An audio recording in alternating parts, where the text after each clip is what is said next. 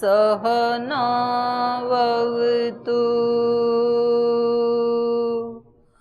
सहनौ भुनक्तु सह वीर्यं करवावहै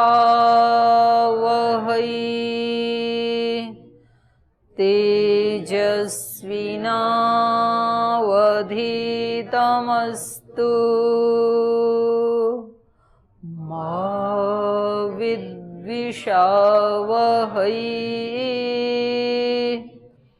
ॐ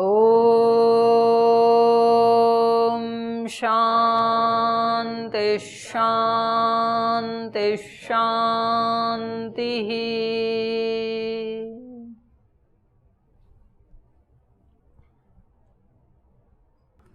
श्वेताश्वतर उपनिषद में द्वितीय अध्याय का अध्ययन कर रहे थे और प्रथम मंत्र में कल हमने पढ़ा था युञ्जानः प्रथमं मनः तत्वाय सविता धियः अग्ने ज्योतिर्निचाय्य पृथिव्या अध्यावरत्। सबसे पहले अपने मन और बुद्धि को उस सृष्टिकर्ता के साथ जोड़ते हुए, युञ्जान मतलब जोड़ते हुए, अग्निर ज्योति निचाय्य उस ज्योति स्वरूप, ज्ञान स्वरूप, प्रकाश स्वरूप उस ईश्वर का चयन करके, क्योंकि वो ही एक चयन करने योग्य है। पृथिव्या अध्याभरत, और उसने ही इस सारी पृथ्वी को ग्रहण किया हुआ है, पोषित किया हुआ है, चारों तरफ से इसको धारण किया हुआ है। तो ये चिंतन कल हम कर रहे थे, ये पाठ चल रहा था। तो हाँ, मैंने ये बताया था कल कि अपने उसमें ना एक पेपर पे 2 कॉलम बनाना, एक सत्याचरण वाला, एक असत्याचरण वाला। बना पाए? कौन कौन बना पाए? बहुत अच्छी बात है। तो आप तो कुछ ना कुछ पा लोगे, इसका मतलब प्राप्त कर लोगे। जिस ज्ञान को हम जानते हैं या शास्त्रों से, गुरुओं से जो हमने सीखा है, जब हम वैसा ही आचरण करते हैं तो उसे सत्याचरण कहते हैं। मनस्सेकम वचस्सेकम कर्मण्येकम सज्जनानाम, ये सत्य बताया था। मनस्यन्यत वचसन्यत कर्मण्यन्यत दुर्जनानाम। मन में कुछ और, बोलते कुछ और, करते कुछ और। अब बताओ। मन, वाणी और वचन से और कर्म से जो जैसा विचार हमारे मन में आता है उसी अनुसार कर्म करे और वही हमारी वाणी से व्यक्त हो, ये सत्य। मतलब सुबह दिनचर्या शुरू करने से लेके दिन भर तक जो भी इनमें दोष नहीं आएगा? हाँ, दोष जैसे आता है। मेरे मन में तो किसी व्यक्ति के प्रति कोई द्वेष का भाव है या घृणा का भाव है, नफरत का भाव है, और वही मैंने बोल भी दिया और वैसा ही मैंने किया, कर्म में वैसा आचरण किया, तो ये मतलब गलत नहीं हो गया? कम से कम मन मन में ही रख लेते, वाणी से तो ना बोलते और कर्म में तो ना करते। तो इसमें ऐसा है कि अगर सिंगल हानि होती मेरी, अभी तो कईयों की हानि कर दी मैंने। तो ये जो है मनस्सेकम वचस्सेकम कर्मण्येकम सज्जनानाम, ये कैसी सज्जनता? नहीं, अगर उस सिचुएशन में अगर सत्य है तो कटु होने से भी मतलब दूसरे को कष्ट दे के भी बोलना चाहिए।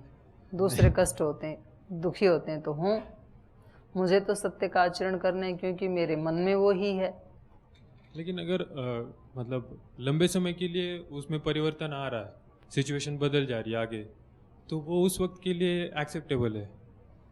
हाँ, तो इनका ये विचार है। आपको क्या लगता है?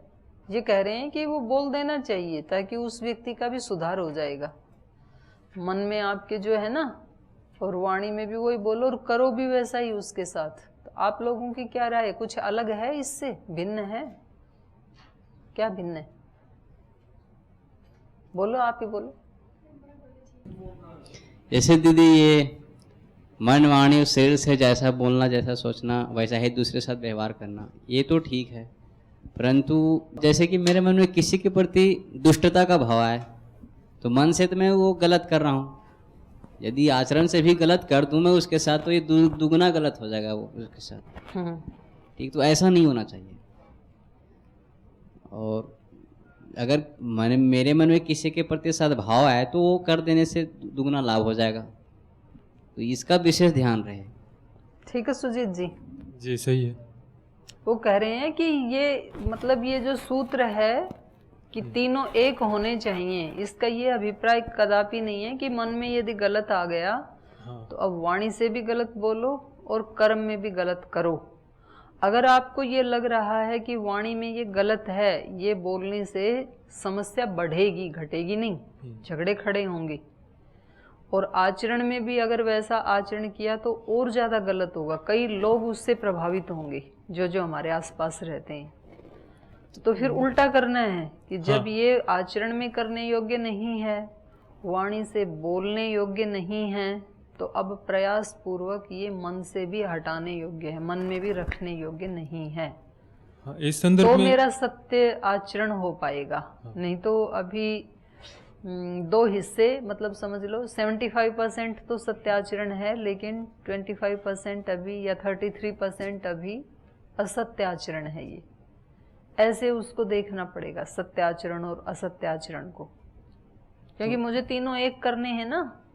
तो जो चीज़ मैं किसी को बोल नहीं सकती हूँ, कर भी नहीं सकती हूँ, तो फिर उसको सोचना ही छोड़ो। अब क्या सोचना है उसको, जब गलत ही है तो। इस संदर्भ में तो खुद का एनालिसिस करके वो जो विचार होंगे नहीं, आपने तो उल्टा बोल दिया। आपने बोला कि अगर उसकी हानि हो रही है तो होने दो। ये तो कड़वा ही होता है सत्य। तो सत्य ऐसे बोलते भी हैं लोग, बोलते सत्य तो कड़वा ही होता है, इसलिए मैंने बोल दिया। और दूसरे जो शास्त्रकार हैं वो ऐसे बोलते हैं कि सत्यम ब्रूयात प्रियम ब्रूयात, न ब्रूयात सत्यम अप्रियम। सत्य तो बोलें लेकिन प्रिय भी बोलें, ऐसा सत्य ना बोलें जो अप्रिय है, माने किसी का फायदा नहीं करेगा, वो नुकसान ही करेगा। नहीं, मेरा मतलब वो कि जो दुष्टता या भ्रष्टता या कुटिलता है उस संदर्भ में नहीं, दूसरों के प्रति सिर्फ जो हमारे भी कल्याण के लिए और सबके कल्याण के लिए, इस विषय में। तो आप अपने वाला क्या विश्लेषण करके लाए, क्या बताने वाले थे आप? यही कि जो अगर सत्य असत्य आचरण, वही जो मतलब सुबह से लेके नहीं, आप अपने वाला बताओ ना, सुबह से शाम तक की एक दो घटनाएं बता दो बस। सत्य आचरण तो यही कि अब दिनचर्या जो है वो पालन करनी चाहिए, लेकिन नो उपदेश, यहाँ तो केवल एक जो है ईमानदारी पूर्वक एक दूसरे का सुन करके और आगे बढ़ने का प्रयास किया जा रहा है। चाहिए शब्द नहीं, मैंने क्या किया, ये मैंने सत्य आचरण किया और यहाँ मेरा आचरण असत्य रहा, तो कुछ तो शेयर किए जाते हैं, कुछ तो ऐसे हैं जो शेयर भी नहीं कर सकते हम क्लास में। तो जो शेयर किए जा सकते हैं उसके बारे में मैंने पूछा है, सबको मैं नहीं कह रही हूँ, क्योंकि वहाँ कई बार तो ये है ना कि वहाँ हम ईमानदार होते हैं तो पेपर पे तो हम लिखते हैं कि इस काम को करते समय मैं सत्य आचरण से युक्त था, आज के दिन में ये मेरे सत्य आचरण थे और ये मेरे सत्य आचरण नहीं थे। जो कुछ आप यहाँ कह सकते हैं तो बताओ, नहीं कह सकते हैं तो कोई बात नहीं है। मेरा उदाहरण दो, आपका ही दो और मेरे मत देना, मेरे वाला तो मुझे पता है। जैसे अभी मैं प्रवास से आया तो बिल वगैरह बना रहा था उसका, उस संदर्भ में लगभग होता है कि जो एक्सेस बिल होते हैं वो भी कभी कभी ऐड कर दिए जाते हैं जो लेजिटिमेट नहीं होते हैं।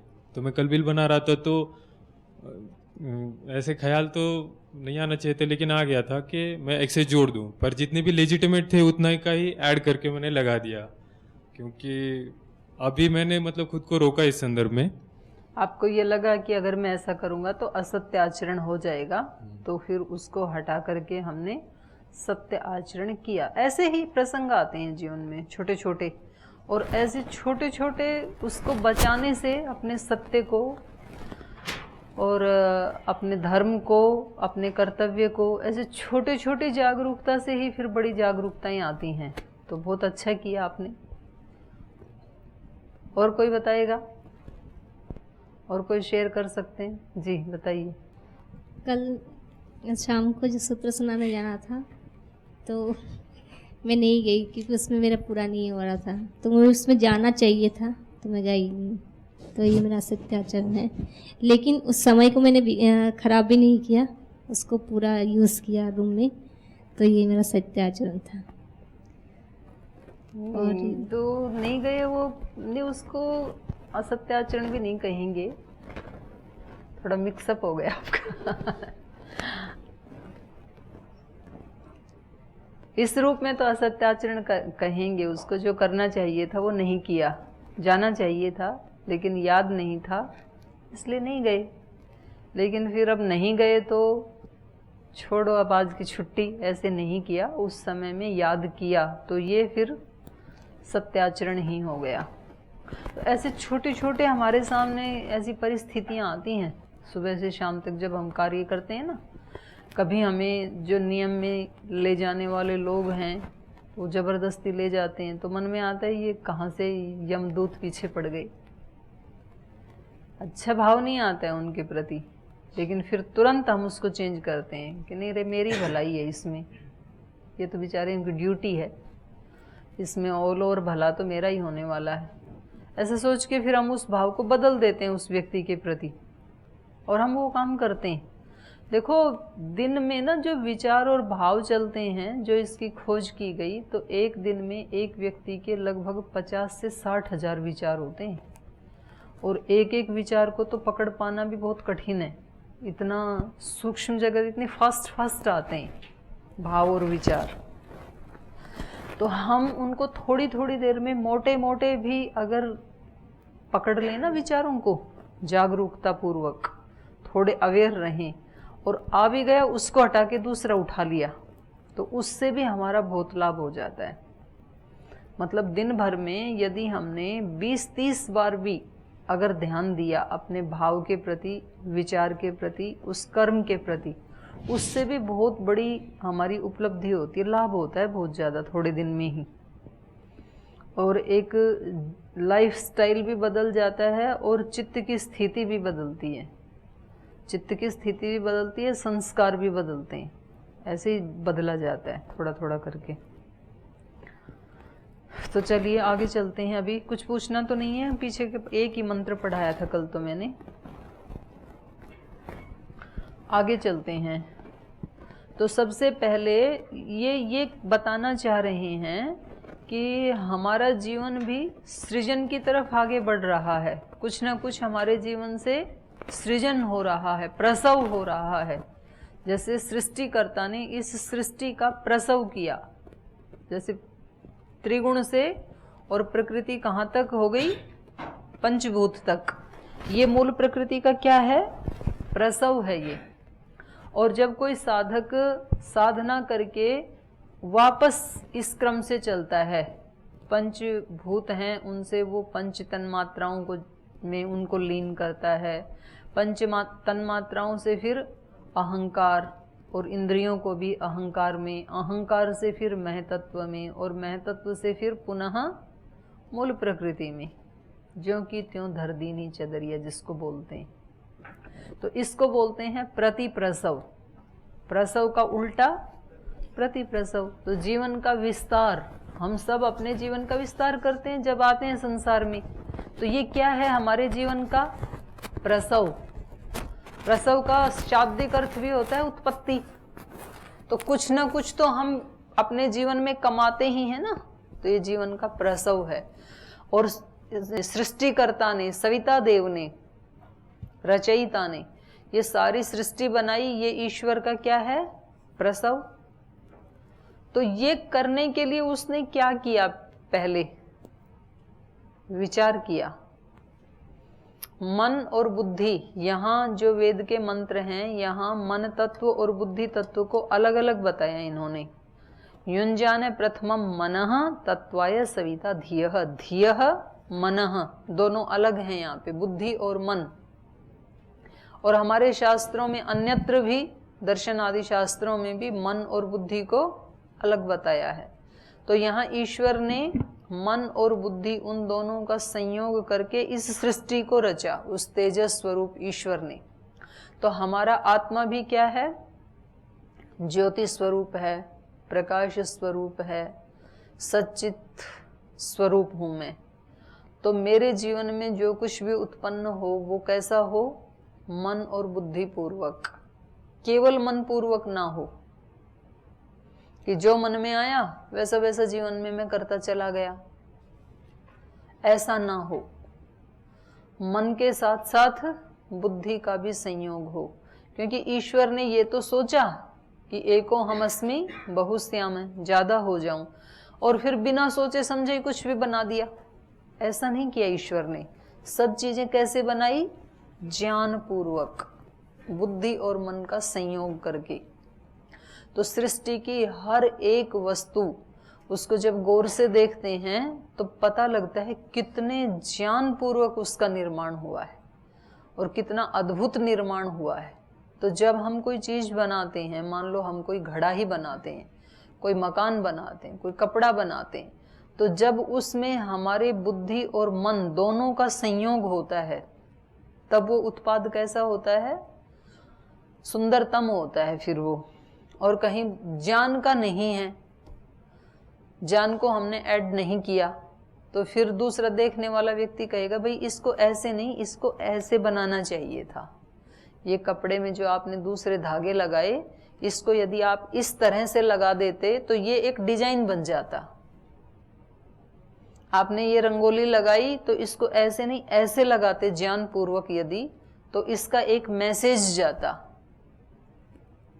अगर आप इन्हीं धागों को इस शेप में लगा देते तो कपड़े के बीच में ओंकार बन जाता।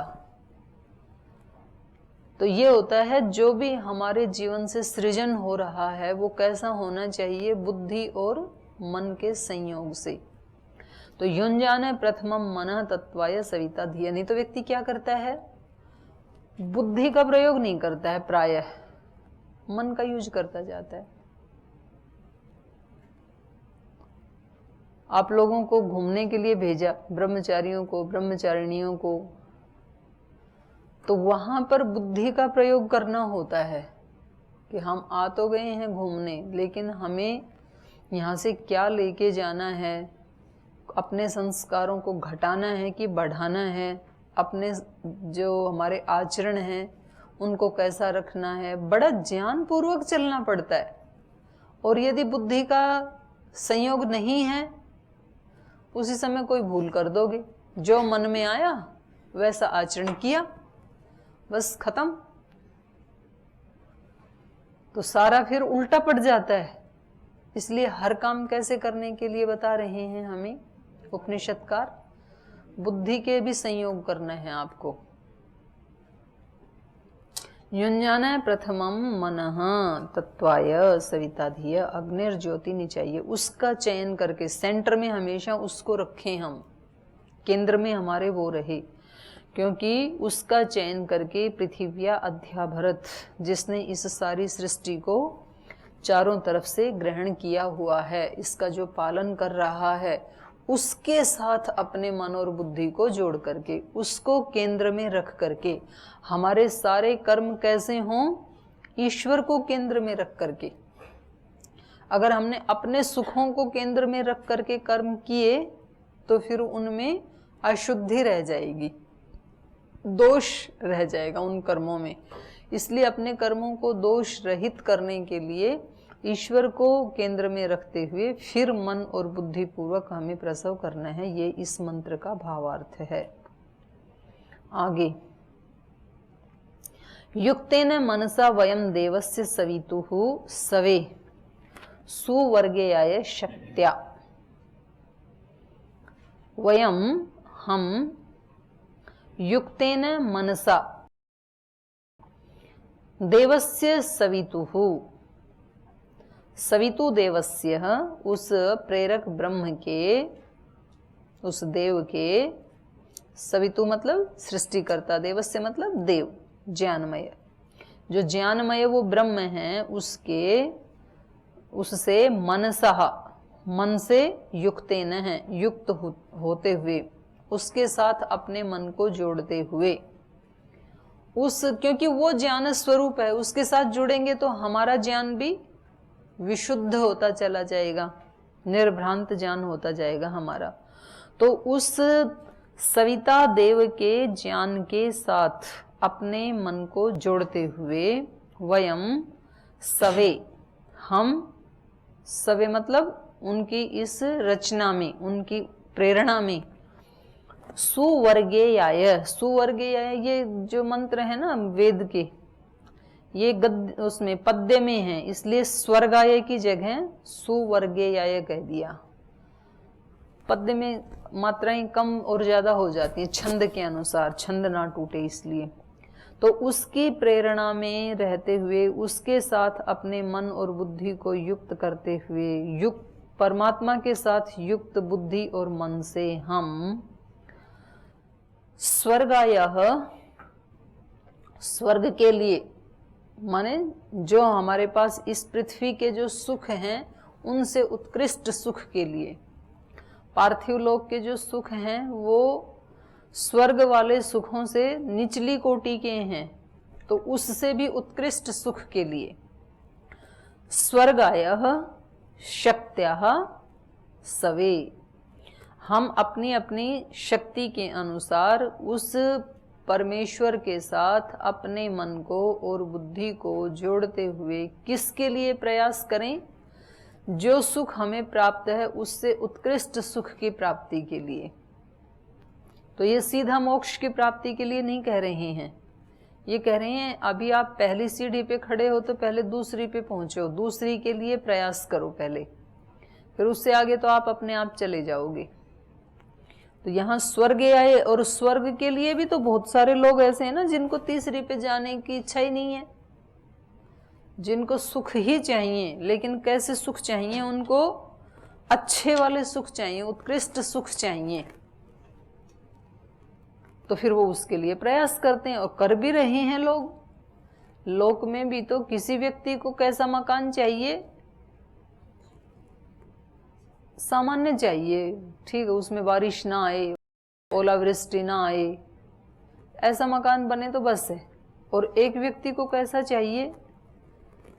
उसको ऐसा डिजाइन होना चाहिए, छत का ऐसा फर्श होना चाहिए, ऐसी टाइल्स होनी चाहिए, ऐसा उसमें फर्नीचर होना चाहिए, उसमें इस क्वालिटी का एसी होना चाहिए, फिर एक उससे भी ऊपर बोले उसकी दीवारों में हीरे जड़े होने चाहिए, सोने की प्लेट लगी होनी चाहिए, कैसे कैसे ऐसे सोफा होने चाहिए। और फिर वो उसके लिए प्रयास भी करते हैं उतना, फिर वैसा बनाते भी हैं। तो इंसानों के पास ही तो है ना ये सब चीज़ें। तो हर व्यक्ति जहाँ वो है उससे अच्छा वाला लेने का प्रयास करता है। जिस व्यक्ति के पास साइकिल है अभी और घर में ज़्यादा आमदनी भी नहीं है, तो वो अभी आज ही यदि मर्सिडीज लेने का प्रयास करे तो फिर वो उसके दुख का कारण बन जाएगा। तो उसको जस्ट उससे ऊपर वाले सुख की कामना करनी चाहिए, और वैसा ही करते हैं प्रायः। तो साइकिल वाला किसकी कामना करता है? बाइक की, स्कूटर की। स्कूटर तो अभी बंद से ही हो गई, तो बाइक की करता है। बाइक पे चलने वाला गाड़ी की, और गाड़ी भी कौन सी? जो उसके रेंज में आती है, जो उसके बजट की रेंज से बाहर है उसकी कामना नहीं करता है। वो कहता है मेरे पास इतना बजट है तो भले ही सेकंड हैंड ही मिल जाए मेरे को, लेकिन उसमें कम से कम धूप नहीं लगेगी, बारिश नहीं लगेगी। तो वो ही उसके लिए स्वर्ग है। तो अब जहां खड़े हैं उससे उत्कृष्ट सुख के लिए जितना हमने पा लिया, तो वहां पर अभी रुकना नहीं है, उसके आगे चलो, तो उससे अगले वाले सुख के लिए हम लगें, ये कह रहे हैं। युक्तेन मनसा वयम देवस्य सवितु सवे सुवर्गेयाय शक्त्या। हमने जो मानुषी सुख होते हैं वो हमने देख लिए इंद्रियों के, तो अब हम कैसे सुख के लिए प्रयास करें? दिव्य सुखों के लिए, जो देवों के सुख होते हैं। देवों के सुख कौन से होते हैं?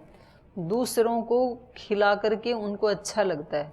दूसरों की सहायता करके देवों को अच्छा लगता है, दूसरों को दे करके बांट करके उनको अच्छा लगता है। तो अभी तक तो हम किसके सुख के लिए काम करते थे? अपने सुख के लिए। अभी उससे भी ज्यादा सुख कब मिलता है?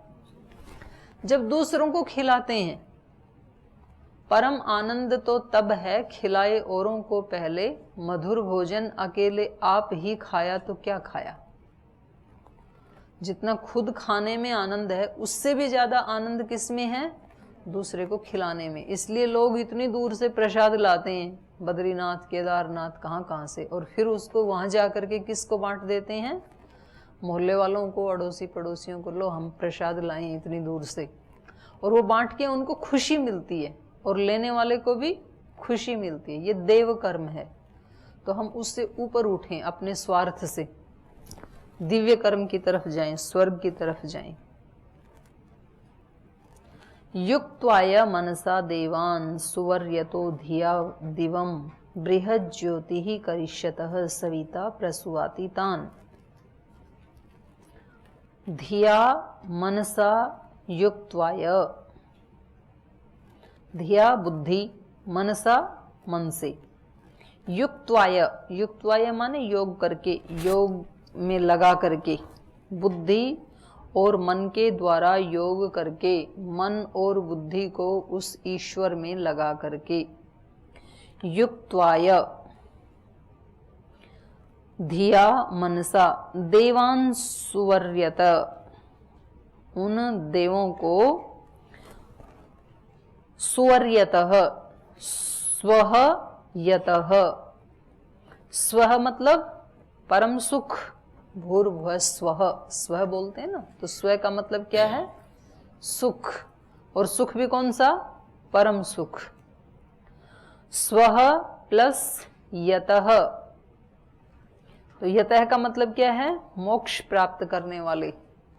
यति, यत, स्वर्यत, स्वर्यत माने परम सुख को, अर्थात मोक्ष को प्राप्त करने वाले। यतः माने यत्न करने वाले, और स्वह मतलब परम सुख।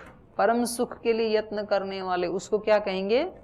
स्वर्यतः। स्वर्यतः को यहाँ पर क्या कहा? सुवर्यत, पद्य में सुवर्यत, सुवर्यत की जगह स्वर्यतः, तो स्वर्यताम। स्वर्यतः मतलब परम सुख को प्राप्त करने वाले, परम सुख के लिए यत्न करने वाले। तो हम सभी परम सुख के लिए ही यत्न करने वाले हैं।